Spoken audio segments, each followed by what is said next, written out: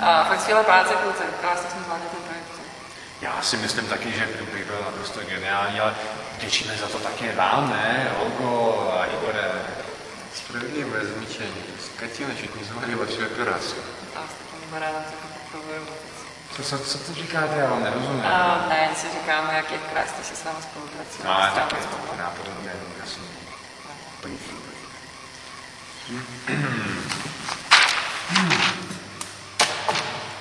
Môže byť aj pred úrok, no vy oba uvolení.